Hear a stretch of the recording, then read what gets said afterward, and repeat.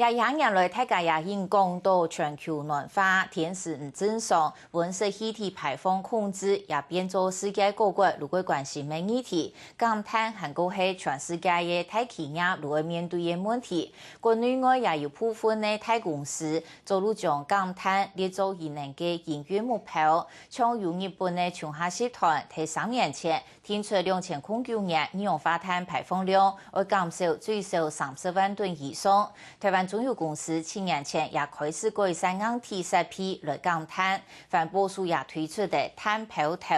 碳素企业来减碳，希望喺温室气体减量法通过以前，如自家来做来落实新能源减碳。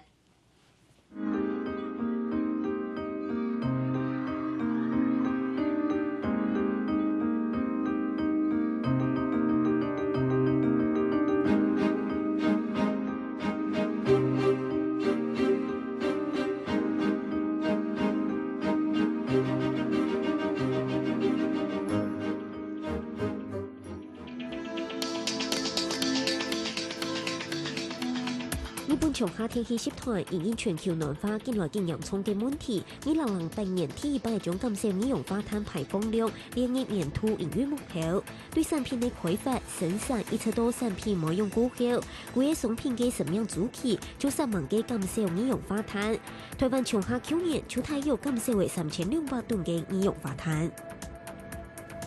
再生資源としてプラスチック、金属、それぞれに分けます。でその材料を使ってまた新しい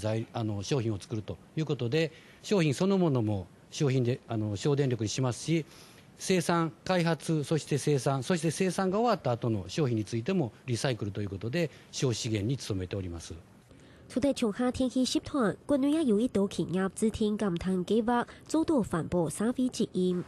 台灣中油公司7年前就地改善碳排放量超高嘅網路設備，一下中油當年已經做得減少61000噸嘅二氧化碳。按用嘅碳排放量等於係120座台灣省嘅工業一年吸收嘅二氧化碳。如管受到一些機構以後呢，它的熱傳效率就會比較差啦。那你把它洗乾淨以後呢，它就會恢復原來的這個效率。為到碳素企業減碳，環保署和國外嘅經驗，我哋國內推動碳標籤制度，啲產品可要寫清楚，對生產到賣出去，產品會產生幾多嘅二氧化碳。本消費者了解，行家做得賣低碳嘅產品，日本企業製作產品嘅時節是靠用嘅減少二氧化碳。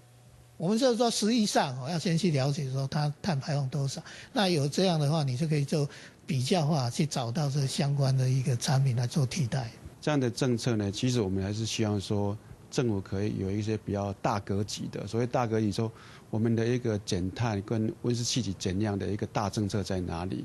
唔同嘅媒體上，碳標籤嘅概念係講常用透明性用品，減碳嘅效果就有限透。經濟環保署係講真實上尚能減碳，就要各家聽出企業嘅碳排放標準，對建議消費者一直到碳排放量輕度嘅企業，向下來減碳，按用這做得有效對抗全球暖化。下個新聞彭展樂、徐比玲台北報道。